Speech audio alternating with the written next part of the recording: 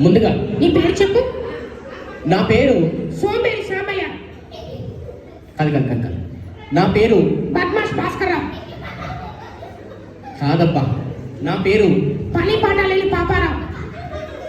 కాదు, మరి నా పేరు బచ్చలపేట బుచ్చయ్య. కాదు స్వామి, మరి ఏంటి?